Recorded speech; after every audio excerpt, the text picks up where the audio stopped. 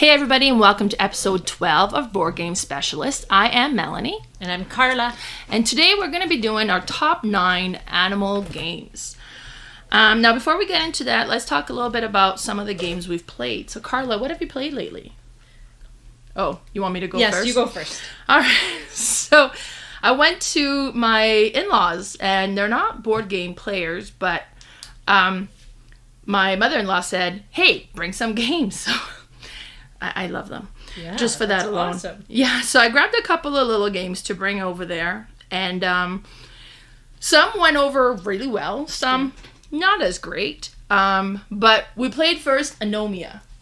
Now, Anomia is kind of like almost like a party game, and you flip a card in front of you, and on that card there's a category and a symbol, and you'll take turn flipping cards, and then when you have a card that matches somebody else's card, you got to call out something from the category they have on their own cards. Well, it sounds simple. It took so long to, like, my mother-in-law's calling out on every card, and my father-in-law is not seeing any match. He can't get, like, he had a really hard time understanding what the concept was. And it's one of those, and I guess that's what anomia means, like when you're trying to say something and like, oh, that's the definition. That's what anomia means, gotcha. Which is perfect for that game because that's what happens. And then at one point, I had sculpture on my card, and my mother-in-law had a dairy product, and we're a match, and she's looking at my card. She's like, sculpture, artist, and she's just calling all these other names that are not a sculpture. So I'm laughing, and I'm trying to say cheese, and cheese is just not coming out. So we played that one. It was good. We played Vampire Queen, and Vampire Queen went really well. They really enjoyed that one. And I've talked about Vampire Queen a few times. We also played Skull, and Skull was a big hit. I think that's Lily's new favorite game. Oh, really? Yeah, she's the one who pulls it out, and then we play it. So we played Skull a couple of rounds, actually, so that was great. And then me and Lee yesterday ended up playing Blood Rage. I finally bought my own copy. And now I've played it once in 2019, so we're like relearning the game. And I came across this app called Dized. Have you heard or used it? I saw you post something about it. It's Dized, and it's amazing. Like, there's a few game tutorials. Now, there's not that large of a, like, option still, but Blood Rage was one of them. So, and it's like, it's so much easier to play a game and learn a game when you're playing with somebody who already knows the rules. That does it for you. So you kind of go through, it talks to you how to unpack your game if you have a brand new game and how to assemble everything. And then it talked to you about how to set up the game depending on how many players you had. And then it kind of went through the game and taught the game as we went. So there's no reading the rule, and like it didn't delay the whole game playing. It's kind of, you get into the game and this app is your friend telling you how to play the game, and there's background music. Awesome. It's amazing. Yeah. It's so good. I can't wait till they get like tons of stuff on there, but they've got, I don't know, I would say they've got probably 50 different tutorials on there right now. But yeah, so when there's some games on there, it's like, well, I've played that one a while ago, but now I want to relearn it just to do it on the app. But so we played Blood Rage.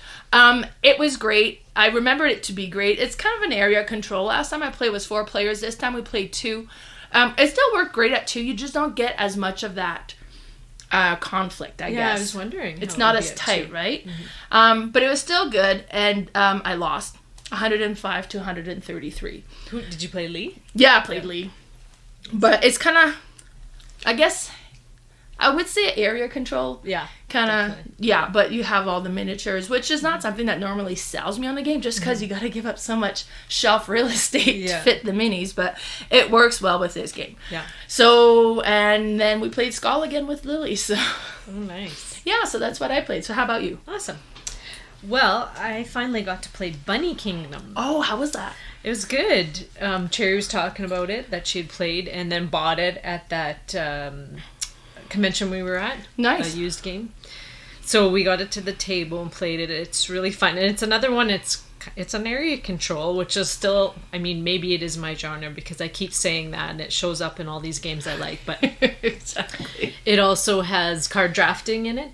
So you're drafting these cards, and then you will And so you'll play those cards, and then you'll pass the deck to the next person beside you, and then draft some more, and so on and so on. So some of the cards will either have castles on them, and you will put those on the board with your little bunny on it. Some could have little resource tokens, so you will put the resource tokens on the board with your bunny. And then those you don't actually collect. You don't, like in every other game, you know, but there's a resource on the board, you get to collect it. It stays on the board, and it's a multiplier for points. So you multiply the different types of resources in your little fief, which are the connected areas you have, multiplied by the height of the castles that are in there. So you can get a single, a double, or a triple.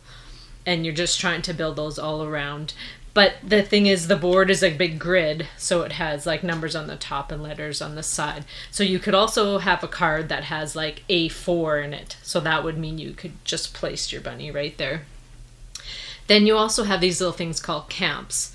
And you can just put them anywhere on the board. But if somebody shows up later with that grid number, they can take it off. So it's kind of a crapshoot, and you just kind of guess if you want to add to your little fief. But it's really neat. Like, it's 3 rounds, I think you played. And you go around and you build all these different fiefs. And then you score each round as well. But then at the end of the game, you will score again. And I ended up with the 3 castles that were triples, which are the highest scoring ones. It was very lucky. And so I put one in each of my fief, I think. So it just multiplied the points tremendously. It was fun. That was Bunny Kingdom. And then the next one I played, well, I played lots, but I'm just naming a couple here. I bought Aqualin last week again at the convention, and that's just a little 2-player game. It's an abstract strategy game, but you're using sea animals. So you have 5 different colors and 5 different types. It's either 5 or 6. But you either play as the color or the type of animal. And so you're just placing a tile on the board, and it's just like a square grid. And so you'll place one, and then the next player will place one. Then after that, you can move a tile and place a tile. And what you're trying to do is group together your colors, if you're the person with the colors, or you're trying to group together the types of animals. So if you had jellyfish, you want to have as many as possible touching each other. But it's kind of like a chess match, because you're going back and forth and trying to move the other person's little group. You try to slide it all the way down, so you screw up their group, and then you stick something in there that they can't get it back. It's a fun little 2-player one. That's Aqualin. And then we played Endangered. So we played the first scenario. It's a co-op game, and you're trying to save endangered animals. We played the tiger scenario, 2-player, and we just missed saving the tigers by 1 turn. So you let them die? No, wait. We did save them. I'm thinking of Stardew Valley. We did not win Stardew Valley. We did save the tigers. That's right.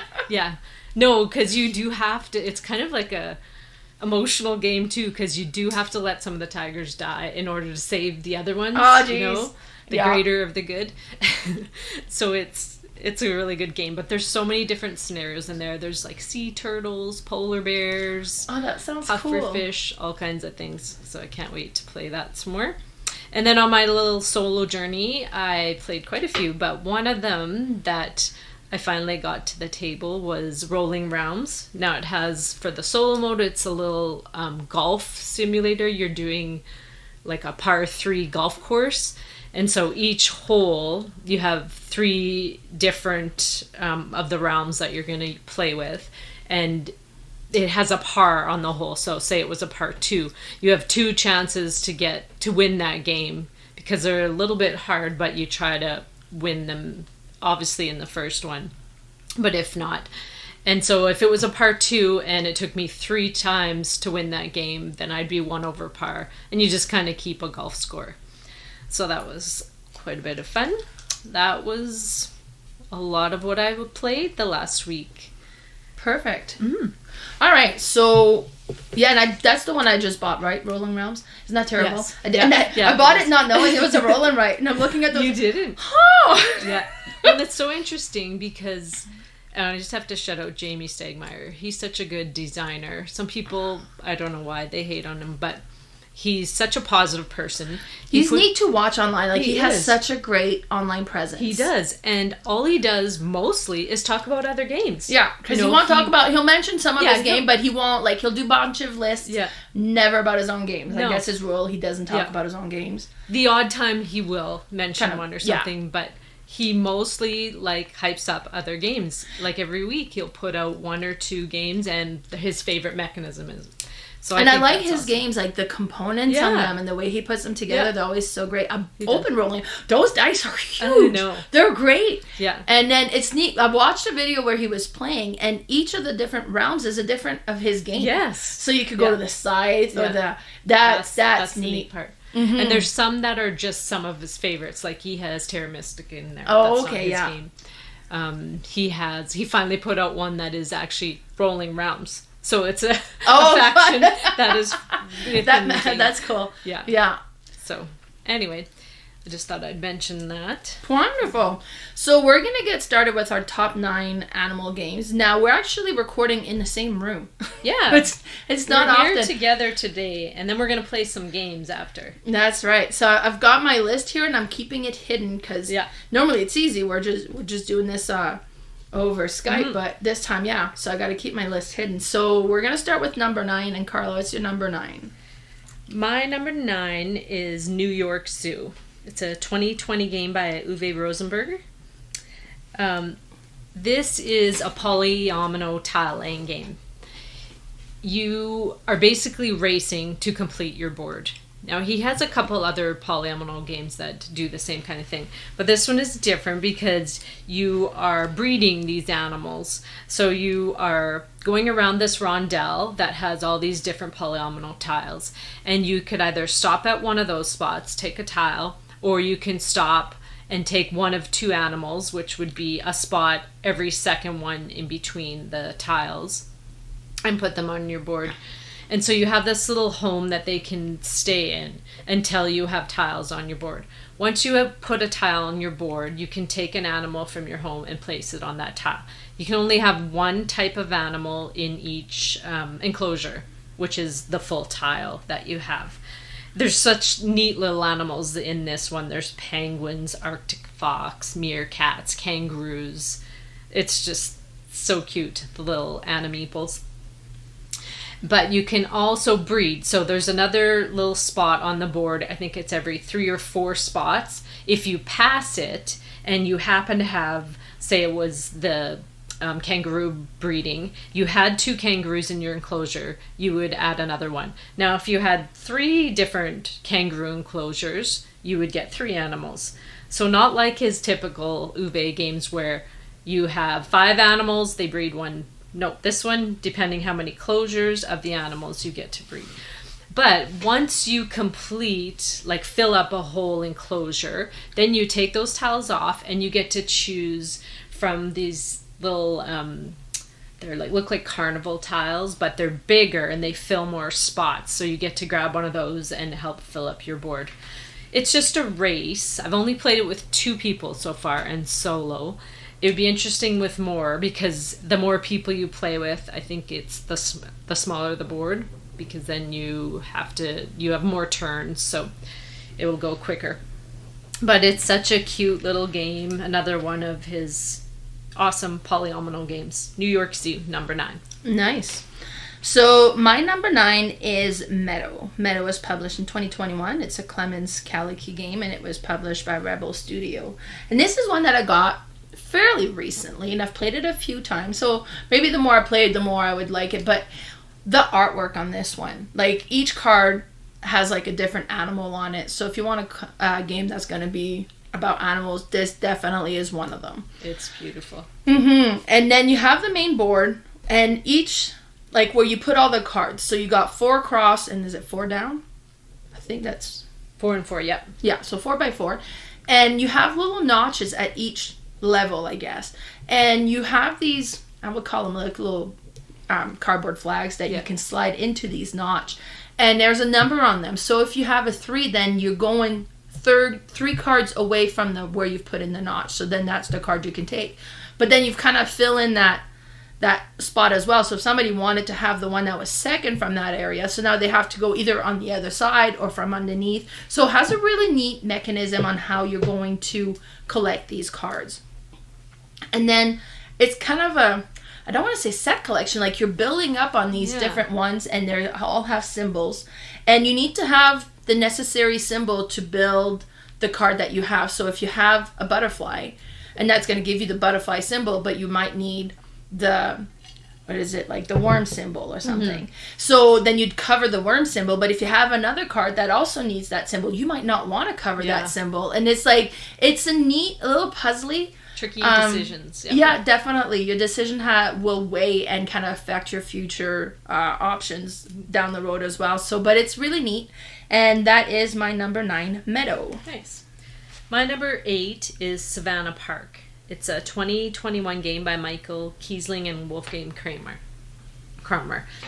Anyway, it is another tile laying game, but you have these little hexagon tiles, and everybody has their own board, and you have it already filled with all the tiles. So you'll have elephants, zebras, giraffes, all kinds of animals, and you'll have them in singles, doubles, triples. Some of them you'll have them mixed with other animals. You also have some trees on your board, some fire bushes on your board, and what you're doing is you're just simply, someone will choose a tile. They'll say like, okay, I'm going to do the 2 giraffes. So you'll find that tile on your board, you'll pick it up, flip it over, and place it on an empty spot. The beginning of the game, there's only a couple empty spots.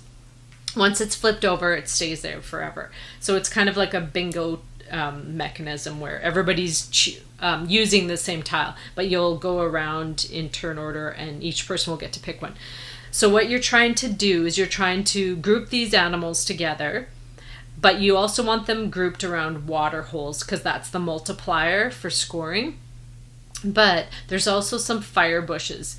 Now there's a single fire bush, a double fire bush, and a triple. So you don't want to have single animals around the single, you don't want double animals around the double, and triple around the triple. Because if they are there at the end of the game, they are tossed out because they're burnt in the fire. For some reason you can have 2 animals around a triple fire and they won't burn. But it's a really quick game. A super good family game because it's just kind of like a Sudoku-like puzzle-like game, but really fun. And there's different modes of play. You can do like sort of an easier family play, and then there's some things that can ramp up the complexity. But it's a really neat one. Savannah Park, my number 8. Wonderful. So my number 8 is Cascadia. And this one was published in 2021. It's a Randy Flynn game, and it's published by Flat Out Games. And this is another one that I got fairly recently, and I really like it because it's one of those games where on your turn you have to draw a tile and a token. And you have to draw the match that is available to you unless you've collected pine cones that allows you to break that match. But you don't necessarily want to spend all the pine cones if you don't have to, because those are worth points at the end of the game as well. So you get the tile, you get the token, and on each token you'll get the different animals. You can get the trout, you can get, is it a caribou? Yeah, elk. Caribou? Elk. Elk? They call them elk. Oh, okay, caribou, elk. yeah. And then, so there's, was it bears and fox, and which is kind of neat because it's all the animals that is from our region as well, right? So we're very familiar with those. Mm-hmm. Well, familiar, not personally. Like I've seen a black bear before. Yeah, but that's as familiar as we try to get. But it's kind of a neat because it's almost like you're building 2 puzzle, because you're going to score the terrain that you tile, the tiles that you place together. So you're going to score that, and you're trying to create clumps of them. But you're also going to score the animals and how they're connected to each other, and the rules change depending on the cards that got drawn for the game. So it could be that you're trying to create a straight line, or you're trying to have this one animal is trying to have pairs of all the other animals, and the more pairs you have around, then the more it's worth. And so it's kind of interesting, that double puzzle, because you're doing the puzzle with the tile and doing the puzzle on top, and then trying to get the best score that you can get. It's really cool. It's a neat one, yeah, for sure. So that was my number 8, Cascadia. Awesome. Such beautiful art in this game, too. Mm-hmm. All right. My number 7 is Endangered. I just talked about it. It's a 2020 game by Joe Hopkins. Again, what is better than trying to save all the endangered species? The little meeples or Anomeeples are so adorable in this game. I just have to say, I can't get enough of animal games. Someone puts out an animal game, they usually got me. I usually get it. I love animals. I like most animals, or not, I shouldn't say most. A lot of times I like animals more than some people. I have dogs and would probably have a whole farmyard of animals if I had an acreage or something, but yep, that's my number 7, Endangered. That game does sound really interesting. Yeah. And I like that you get the different scenario of kind of trying to save these different animals. And you have different player powers. I didn't mention that. So you might be a zoologist or you could be a philanthropist. Oh. So you could like help get money. Because I didn't also mention how do you win the game is you have to have at least one of the animals left on the board. And you have to get 4 votes. So you're going to be flipping all these different countries. So it'll be like, say, Canada wants a certain thing. So you have to like try to make sure that you can comply with them. And there's 4, 5, 6, 7 of them out there. So you have to get at least 4 of them to vote yes. Oh, neat. And a lot of it is some dice rolls or adding influence to them. So like as a philanthropist, or there's one that's, what was it again? An actress or something, like a very rich actress. Just kind of like because you have more she's throwing money at them kind of thing. But it's really neat. That sounds cool. Yeah. Okay, perfect. So that was number 7. Great. So my number 7 is not as cutesy animal as yours was. So my number 7 is Cockroach Poker. It was published in 2012. It's created by Jacques Zimet, and it was published by Dreammagier Games. But this one is neat. It's a bluffing game. The artwork is so neat, and it could be a cockroach. It might be a scorpion. You might get a rat. You might get a bat. It's like, so it's not cutesy, pretty animals, but the artwork is so neat, very bright. Yeah. It's so fun, and the way that it works is you have your cards, and this is a game where you're not gonna have a winner. You're gonna have a loser. And you're trying not to be that loser, basically. So the person who starts will take a card and they'll slide it to somebody and say, this is a rat. So the person getting the card can either say they're going to guess what that card is and reveal it, or so they call your bluff. They might say, I think it is a rat. Mm-hmm. Now, if they're correct and it was a rat, then the card would come in front of me. And I would have to keep it. If they say, yeah, okay, I think it's a rat, and they flip it over and it was a bat, now it has to go in front of them. Mm-hmm. Or they could not put themselves in that position at all, basically, and then they could be like, well, I'm going to pass this on to somebody else, and look at it, and pass it on to the next player and say, yeah, this is a rat. Mm-hmm. And then now that player has the same option, and you can pass it on as long as somebody hasn't seen the card yet. Now, if you pass it on to the next person, at some point, somebody's going to have to decide if it's right or correct. Right. Or I could pass it on to somebody else and say, she lied, it's not a rat, it's actually a bat. Oh, they could look at it first? They look at it first, and they can change what they say the answer is. So now it's like, okay, well then, was it a rat or was it a bat? It's like, somebody's lying. Who's lying? So it's really interesting. And then be like, okay, well, I don't think it's a bat. I think you lied and Melanie was right, or whatever, and they flip it over and it's a bat. Or, whatever. Yeah. So, and then whoever, if they're right, it goes to the other person. If they're wrong, it goes in front of them. And if you ever get 3, I think it's 3 of the same animal in front of you, you lose. So you're trying not to get a set of animal, I think it's 3, maybe 4, in front of you, and try not to be the loser. But it is such a simple game. It's just like, yes, it is, or no, it's not. And then it's a lying game. We play this with the kids all the time, and just kind of like, I'm a little bit worried. Patrick's a good liar. But and you trust no one in games, so I really don't. Oh, it's bad. I lose at this often. Just kind of like, yeah, right, it's a bat. Like, look at me in the eye and say yes. I was like, I don't believe you. And I was like, darn it, it is bad. So it's interesting. And that was my number 7, Cockroach Poker. Nice. I have this game, and I don't think I've got it to the table yet because I could never actually figure out the exact rules and the right group to play with. Yeah. But no, I'll have to try it. All right, my number 6 is Barenpark. It's a 2017 game by Phil Walker Harding. It's actually set up down at my table. We're going to play it right after this. Because I've never played it yet. Yeah. So this is another polyomino tile game, but you're trying to build bear parks. Now there's all different kinds of bears. There's polar bears, grizzly bears with the expansion, panda bears. There's all kinds. It's really cute. And so what you're trying to do, again, is just fill your boards, but not just with the tiles. There's other things you can get. You can get little bathroom stalls, which are just little single squares that help fill in all kinds of areas. But what you do is you take your tile and you're going to place it on the board, and whatever you cover up, you're going to get. So you're either going to get some more green tiles, or you'll get some bear tiles. You could also, on your turn, trade in a bear tile and a green tile to get these big grizzly tiles, and those fill up your board more. But they're sometimes hard to figure out how to place on your board. There's one thing, if you cover up this little construction site, you get another whole board. So you will have 5 boards by the end of the game, and whoever fills it up first will trigger the end game. There's also these little statues, which are just little single squares as well. Or they're actually hexagons, but they fill one spot. And those are big points. So once you fill up one of your squares, then you get to take the highest amount statue that's left and put it right in the middle. So I think it starts at like 18 and then goes down to 1. So you want to try to do that as quick as possible because those are the higher points. You get the higher points, yeah. Yeah, they also have monorails in them. So if you have 2 green tiles, at least, or exactly 2 spots apart, you can stick a monorail pole or however you call it. And then you'll stick a little monorail on top once you get another one connected. So you'll have this little monorail going around your park. And those are big points as well. So it's another way to make points.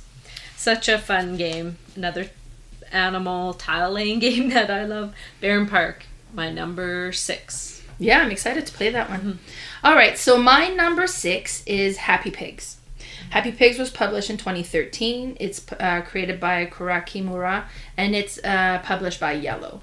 And this is such a neat game. Like, you look at it, and it looks like a really childish little cutesy game. Yeah, I thought it was from the box. But it really is quite like a deep economic game.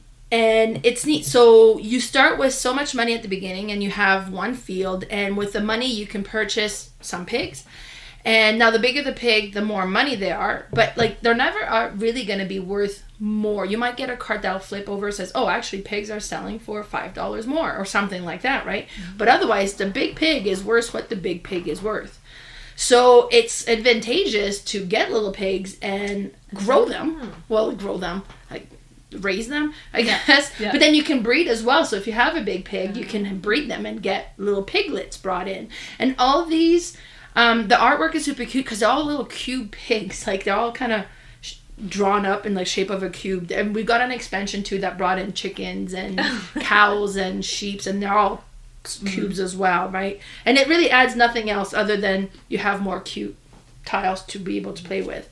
But then you can also get vaccines, and then you have growth hormones that when you feed them they actually grow one size bigger, and you have like this basically, and you have this amulet that when you breed, instead of breeding a piglet you get a small pig. So you start a little bit bigger and you get these things that you can buy. But what's really interesting with it is when you select which action you want to do, you have cards that has all the 4 different actions, because you can go to market and buy pigs or fields and or all of these feed and vaccines and stuff, or and pigs. You could purchase pigs as well, or you can sell your pigs, or you can feed your pigs, or you can breed your pigs. Those are the 4 actions that you do. And each round, because the game plays over, I think it's 3 or 4 years, so you have 4 season cards for each year.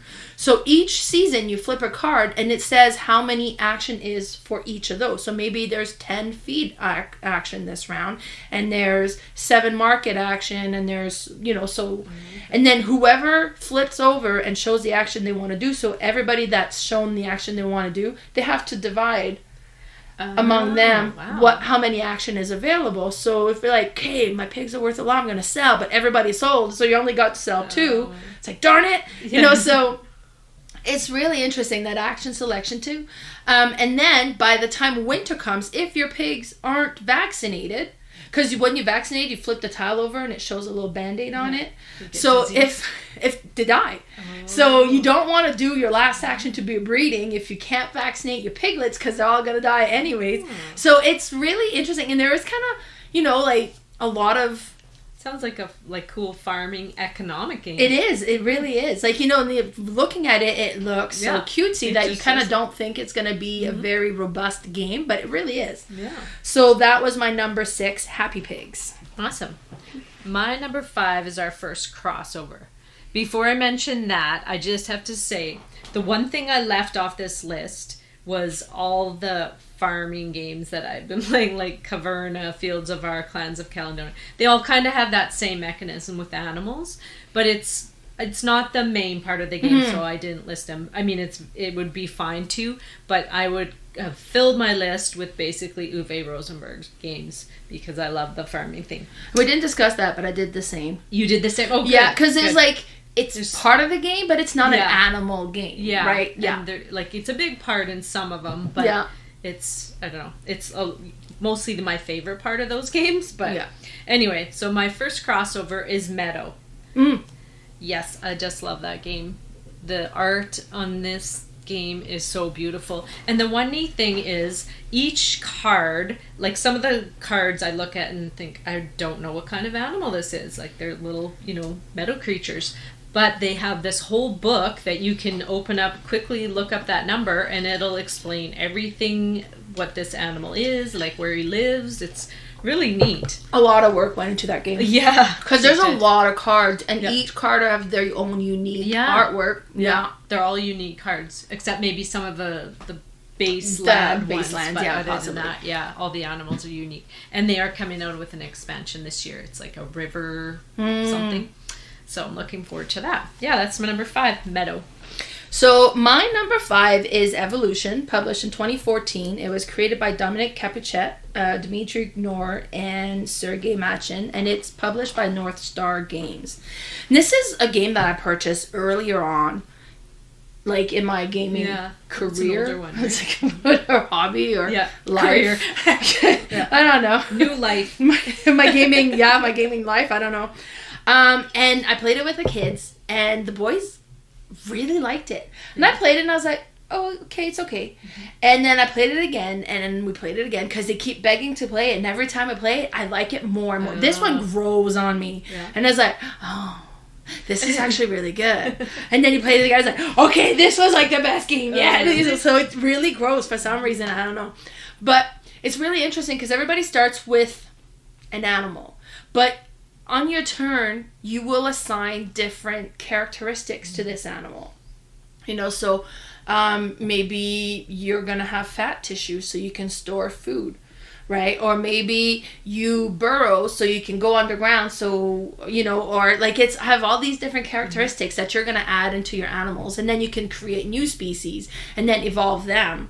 And each round, like you start by picking a card and you put it into this little cardboard, I guess it's pond or something. Oh, right. And you put that in there, and then on your turn you flip it over, and the value on it is the food value, and that's how much food goes into there. And then you take turn drawing food and feeding all your animals. And then for each species that you have, eventually you make them bigger, but then you also can multiply them and have more of that animal, so then you feed each one. Right, you gain population. You gain population, and you gain growth, right? Like, so you get bigger. So then you kind of collect the food that you can, and all this food goes behind this little screen that kind of keeps it secret, right? And at first you'll have food left over that stays in there, and then you keep adding on to it. But as you get more animal and you grow the population, you start eating their food. So maybe one of the characteristics will be that you'll have a long neck, so you can reach higher in the trees for leaves, so you actually get to go and collect food first. Or maybe at some point you're going to decide to go carnivore, and actually now you can eat the other animals, provided that you're strong enough to do so, right? And you're bigger than they are, and so on. So I have a question with this one. Yeah. So if you're a carnivore, do you have to have the same traits like that to eat them? Like if they were a flying animal. Well, yeah, so you wouldn't necessarily be... And there's an expansion that adds flight. Yeah. So the base game doesn't have flying animals. But you might have an animal that has a shell. So like makes you like a turtle-like animal. So that it makes it really hard for a carnivore to eat you. Yeah. Because you have that, right? Or you may have one where you have warning calls. So it makes it really hard if you have a large population that everybody tells you and then you run away. So it makes it hard to... And then if you cannot eat any other animals because you weren't able to be above where you need to be in order to eat them, then you have to eat your own animals. Oh. Which might be what you want to do, right? If you have an animal that... Because you can have where they have an easy breeding. So they breed easily and then just feed your own animal to your carnivores. Feed from your own... like the same breed, right? You eat other animals. Yeah, you eat it. Okay. Yeah, for sure. Yeah. So, and then it's neat because the animal, like the food you put in the middle is a little token that has a leaf on it, but the other side has like a zebra leg, right? So for carnivore food, and so it's a neat one. It's one that the more I play, the more I like. I got the flight expansion, but I haven't really played it yet. They have one that's like where it's the climate. So the temperature rises and you have cold weathered animals and warmer weathered animals, and that sort of stuff kind of plays into that. And I've never played that one either, but I've heard good things about it. But yeah, so that was my number 5, Evolution. Yeah, I played that one once and I wasn't a fan, but it's probably like you if I played it more. The only thing I didn't like was because I'd build up these animals and all of a sudden someone would come eat them and just like wipe out my population. And like, no, I've worked all game for these animals. But you probably have to learn how to, keep them alive, keep your population growing and whatnot.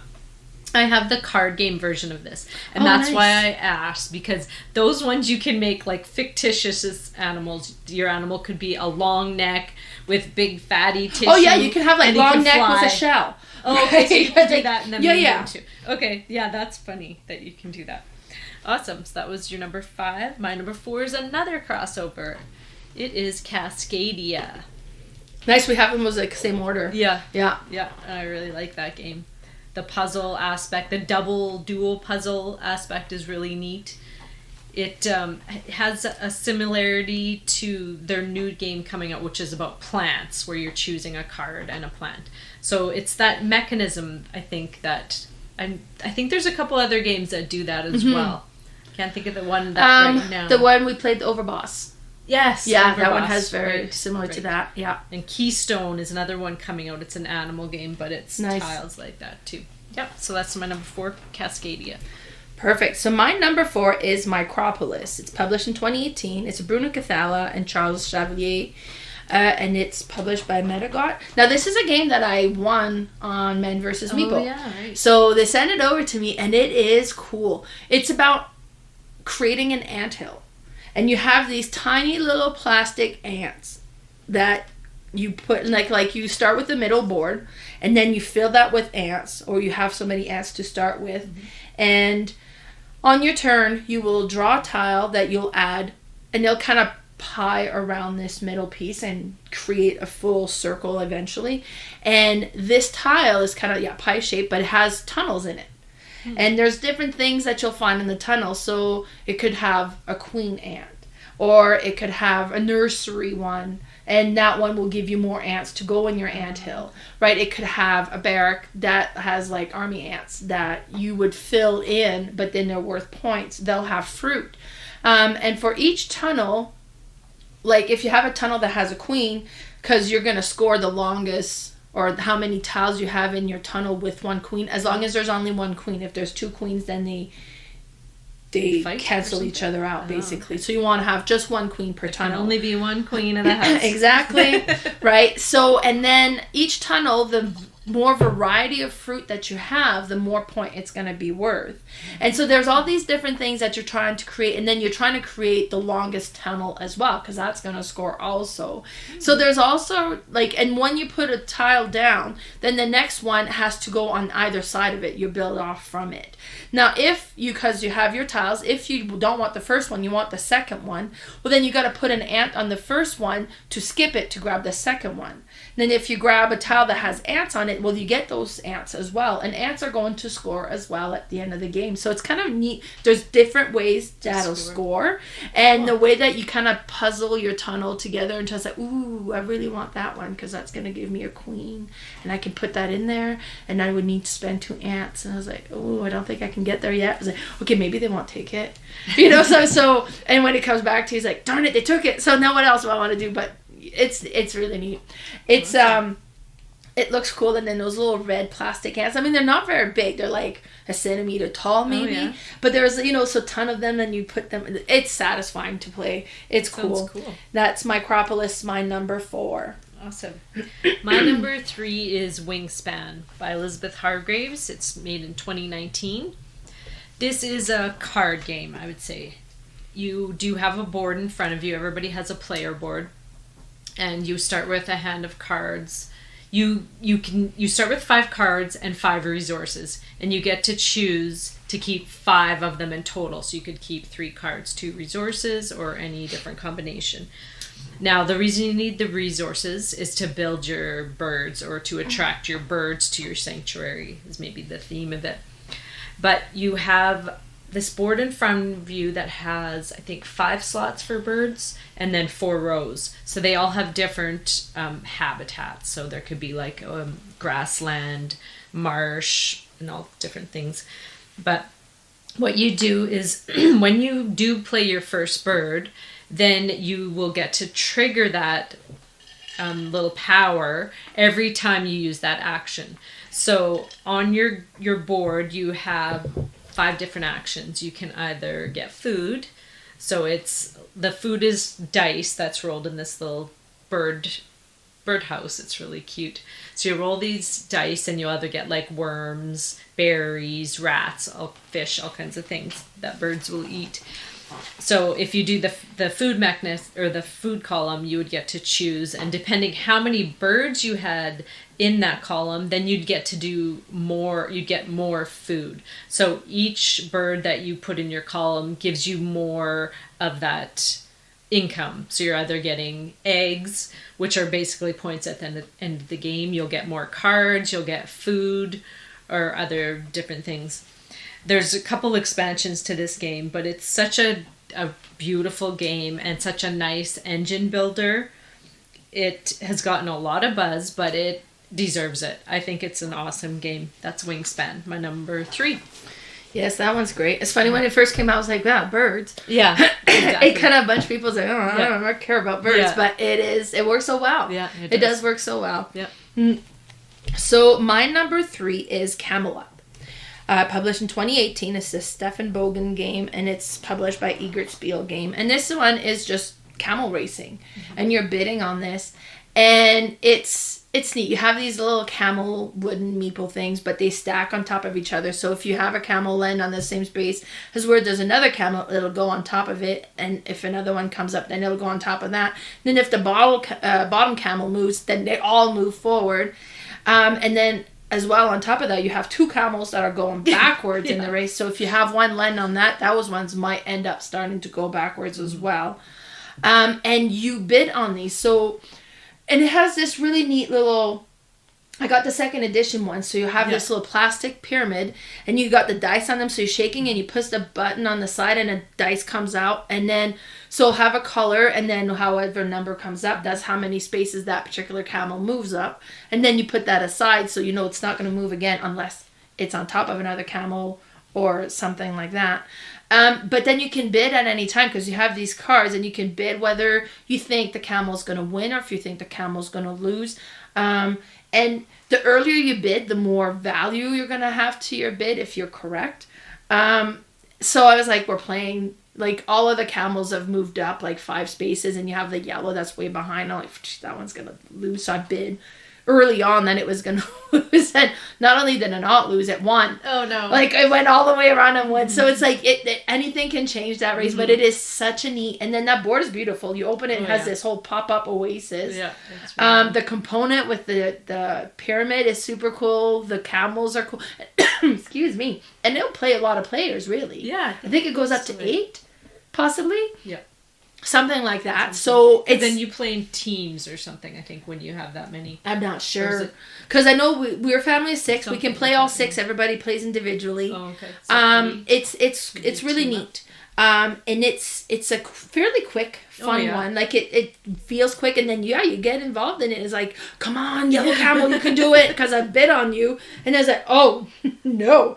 But, so there's the big game board bid, but then you also kind of bid on each round as well. Yeah, there's different things that happen each round. And yeah. so, it's really neat. And then that was my number 3, Camel Up. It's a fun party game. All right, my number 2 is Isle of Cats. This is another polyomino tile game, but you also have card play in it as well. So you're drafting a hand of cards. You get to choose 2, pass the rest, choose 2, pass the rest, keep going around until you're out of cards. Then you have to buy your cards. So you have fish. Fish is your income. Basically, you start with 20 fish, I think. Now you have to choose which ones you want to buy, because some of them could be, anywhere from $0 to $5. What you're trying to do is you have this board in front of you, and it's a boat. So you're trying to fill up this boat and cover up these rats that are on this boat. Because what you're doing is you're saving these cats from this evil guy, I can't remember his name, and trying to get them on your boat so you can get off the island and save them.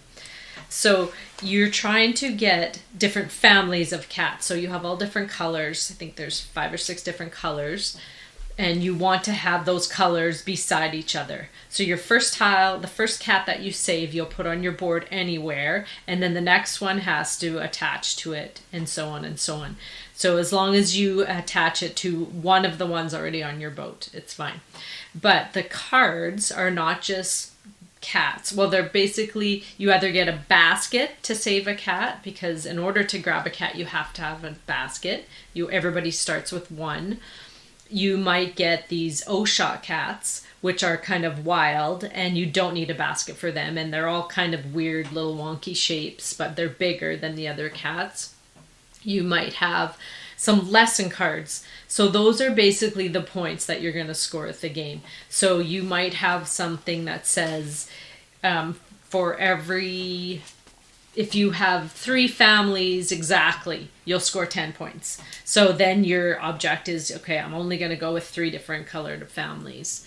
Or you might have one, if you fill up these 2 certain rooms in the boat, because there's about 6 different rooms and they all have a different little symbol on them, so you can see where it cuts off, then you'll score so many points. So you have all these lessons, which are the points. You could have private ones, which you will only score, but there are some public. As soon as you play a public one, everybody sees what it is, and they will score that at the end of the game.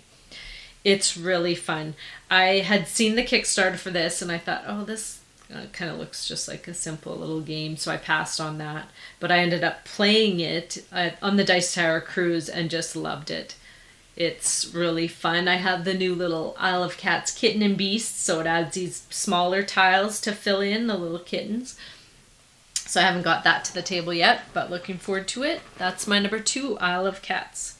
Yeah, that one was cool. I played it at Melcon last year. Yeah. You didn't go over well with you. Well, you know what? It's like, it was neat. Yeah. It was okay.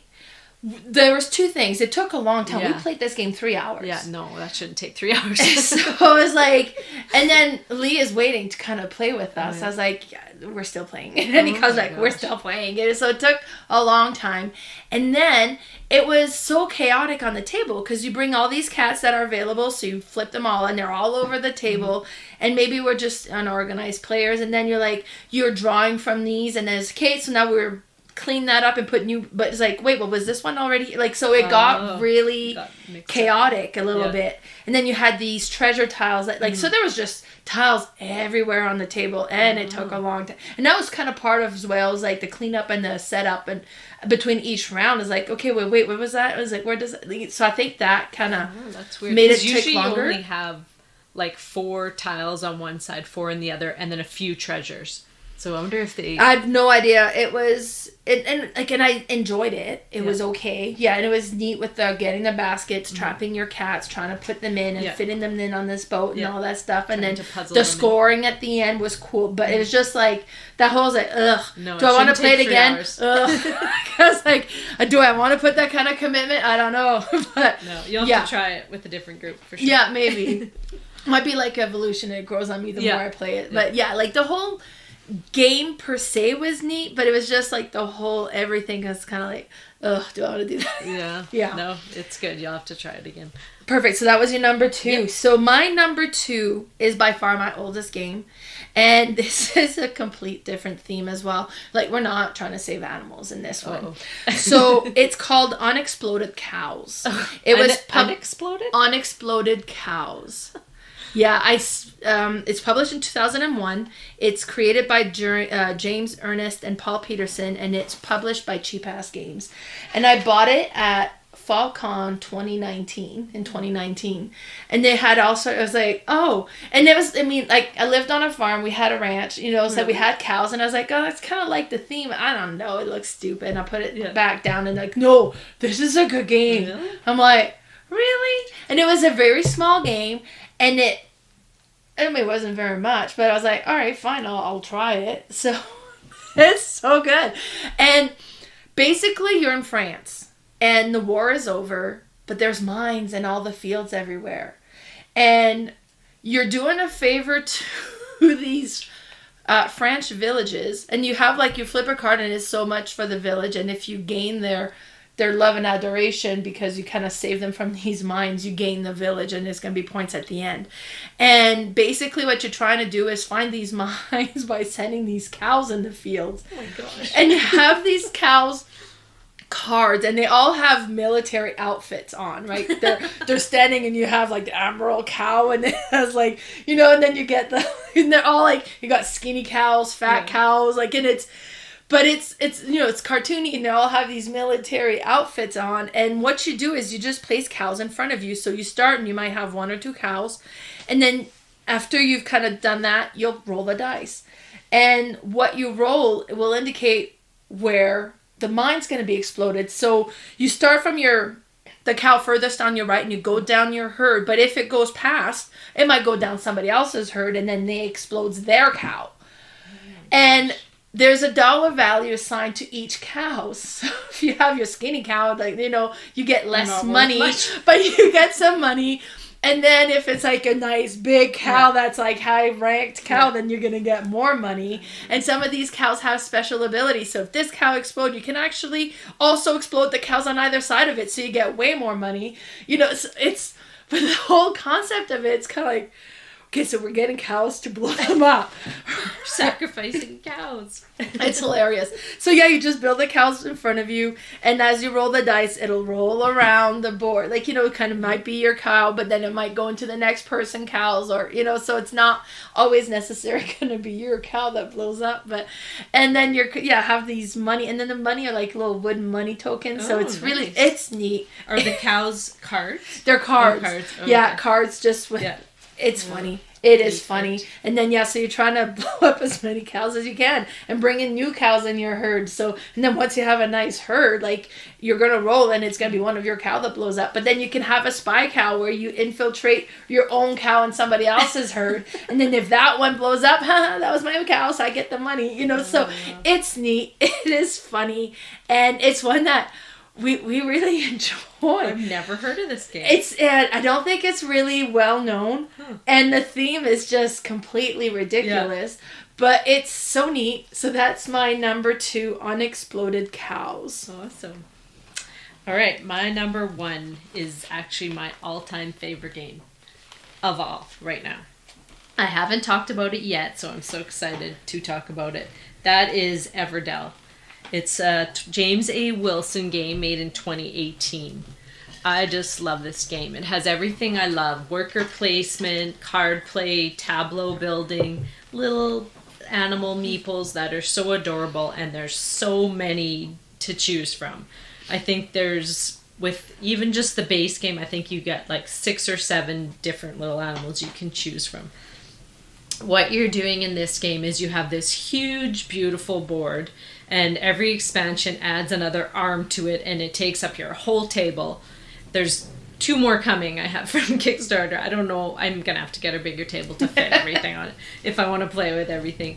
But what you're doing is you're collecting these little resources, just wood, little gems, berries, stones is the other one.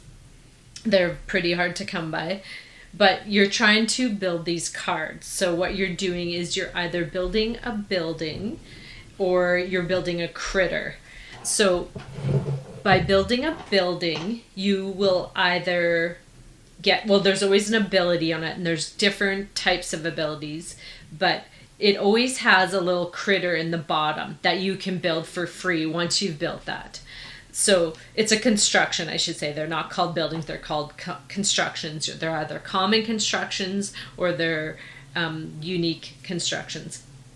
And so once you build that and say it has a little raccoon in the bottom, then if you ever find the raccoon in your hand or in the meadow where there's a bunch of cards in the meadow that you can use as well, then you get to build that one for free. So you would just place that down in your tableau and you put this little marker on to show that you've already used your free build. So all these critters and constructions will give you points, and some will trigger off each other. It's a combination delicious game. Like some games you will get cards and you're like, oh, I just can't get any combos going, but then you just need to get an engine going where you can filter through more cards to get more to try and build it. I've played this so many times with so many groups, solo, every player count possible. I absolutely love it. It's Everdell, my number 1. Wonderful. I haven't played that one yet, so I can't. Normally it's me to say that because you play all of them, but yeah. No, I haven't played that one yet. I've heard lots of good things about it. Some people, they don't like it because they can't get an engine going and they feel like the cards just aren't working. Complicated game to learn and play? No. It's reading. Like the cards have a little bit of reading on it, so that can get annoying.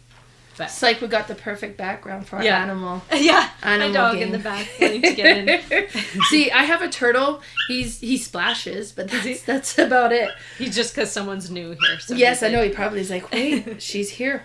Okay, so my number 1. Now, I went with no mythical creature. Oh, yeah. Right. And then I was like, well, dinosaur, they're animals. So my number 1 is Raptor.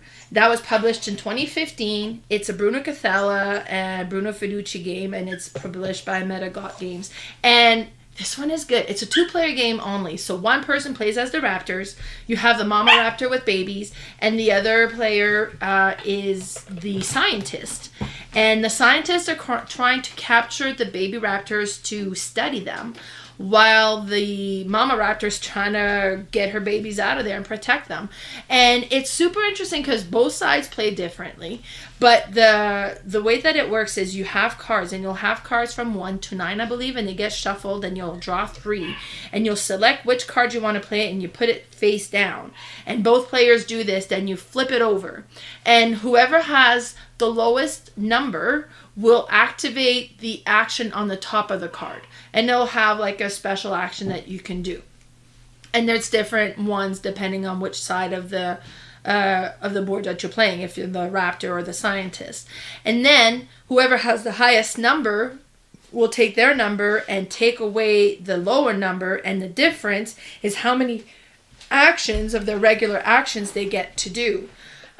So you're trying to get, well, if you're like, ideally you want to get a big gap if you're going to be the higher number, or you're trying to keep the gap as small as you can if you're going to have a smaller number. And then the goal is, so the mama raptor wants to eat all the scientists or get 3 of her babies to escape. And the scientists are either going to try to shoot the mama raptor with tranquilizer gun enough time that she's completely down, or capture 3 babies. Now, for the mama raptor, if she gets shot by a tranquilizer gun, it slows her down. So if you have 5 action, but you got shot by a tranquilizer gun twice, 2 of those are just to kind of shake your head and get over the grogginess you're getting, then you only get 3 actions. But one of the cards will be that you can kind of shake that off and remove some of the grogginess away from you. So it's so neat. It has like a neat tug of war thing, and then the drawing the card and kind of figure out how many actions you get to do and what's going to get selected is so cool. And I really like this one. And then you get like the little baby raptor miniatures and the mama raptor miniatures and the little scientists, and each scientist are different, and so it's so cool. And that's my number 1 raptor. Awesome. I haven't played this one, so we're even. Yeah, there you go. So that was our top 9 animal games. And it's neat. We've got a couple of crossovers, but otherwise we've come up with really different games. Yep. Now next week we're going to be doing our top 9 small dice game. Now I'm still trying to figure out what I can sneak in that category. Basically, it's like, well, this one's small and has dice, right? It's like, so we've been talking about that a little bit this morning. It's kind of like, well, what about this? Would this be a small dice game? So that's going to be next week. Now, before we end this, Carla, where can we find you? I'm on Instagram at Boardgame Specialist, all one word. I have a Facebook page called Red Deer Board Game Fanatics. And I am also on Instagram as boardgame_mama. My Facebook page is Didsbury and Area is playing all the games. And my YouTube channel is Boardgame Mama. So now be sure to go and check out both my my Instagram account and my Facebook account, because I'm at Carla's right now, and I have never seen her collection. And this whole time we're recording, I'm like just looking around. I was like, oh, wow, look at all the games that she got. So I took pictures, and I'm going to post them on those. So if you want to see what Carla's collection looks like, be sure to go and check out the pictures I'm going to post. So that's it for this week. We will be back next week. So bye, everybody. Thanks for listening.